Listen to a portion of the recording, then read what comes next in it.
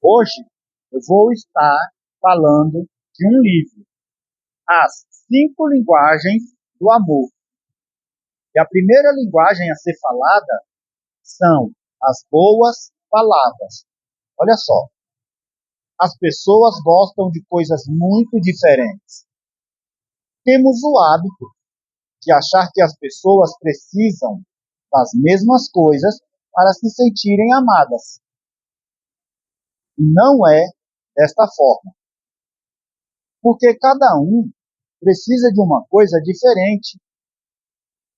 Temos a tendência de dar ao outro aquilo que nós precisamos.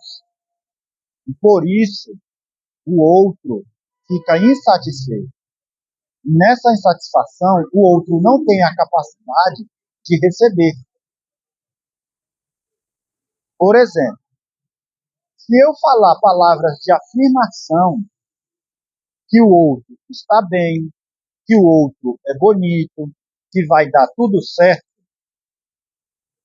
mas não é o que ele quer. Então, eu preciso compreender qual é a linguagem de amor dessa pessoa. E também temos a linguagem primária, que é a linguagem que mais atinge a gente. É a linguagem que mais nos completa. E também temos a linguagem secundária. E a gente só vai saber se ficar aqui e no agora. Não ficar imaginando. Dessa forma, vamos compreender qual é a nossa verdadeira linguagem. Porque provavelmente não sabemos qual é a nossa linguagem conscientemente. Olha só que exemplo que ele dá no livro. Um bom elogio nos permite viver 2 meses a mais de vida. E 6 elogios nos permite viver 1 ano a mais de vida, segundo o autor do livro, o Gary Chapman. Uma afirmação verbal tem um enorme poder também na ansiedade. Então, boas palavras. O quanto você tem praticado as boas palavras com as pessoas que você ama? Responde essa pergunta para você, tá? As boas palavras têm 4 formas. As palavras de afirmação, que são os elogios. As palavras de apreciação, que é demonstrar apreço. As palavras encorajadoras, que dão forças. E as palavras bondosas, que são aquelas palavras em que você reconhece o valor nas pessoas que você convive diariamente. Você vê valor no seu marido? Você vê valor na sua esposa? E nos seus filhos? E nos seus pais? Você vê o devido valor nessas pessoas? Por exemplo, seu marido fala para você, mulher, que hoje você está com um vestido muito bonito. Aí a mulher fala para o marido: obrigado, meu amor, por você ter feito a comida hoje.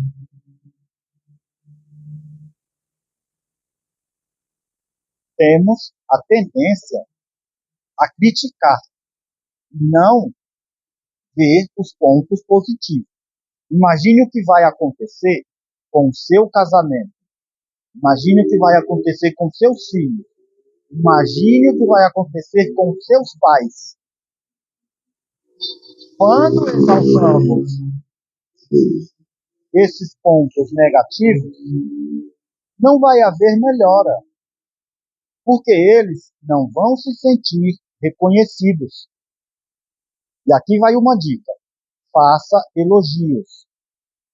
Agradeça e reconheça os pequenos detalhes. Elogiar é uma forma de expressar o afeto. pois você não muda o outro. Elogiar é mostrar o que a pessoa tem de bom. Então, agora eu vou falar das palavras encorajadoras. A pessoa se sente insegura em fazer algo. E a gente vai lá e encoraja essa pessoa. Tem pessoas que se colocam para baixo o tempo todo. Quando vai fazer alguma coisa, fica muito inseguro, muito insegura, com muito medo e se coloca para baixo. Por exemplo, uma pessoa que tem medo de dirigir um carro. Aí alguém fala: deixa de ser medroso, você está demorando muito. Na verdade, isso é uma pressão e uma cobrança. E não funciona. Encorajar é você dizer: você vai conseguir. Eu sei que é complicado, mas você está desejando, aprendendo a dirigir. Você tem força de vontade. Isso é bom para o seu crescimento desejado. Isso são palavras encorajadoras. Encorajar é você expressar a força que transmite para esta pessoa. Porque quando a gente julga, a gente está expressando uma rejeição. As palavras encorajadoras, elas requerem empatia pelo outro, é saber o que é importante para o outro. E agora eu vou falar das palavras bondosas, que é a forma como falamos, com bondade e ternura.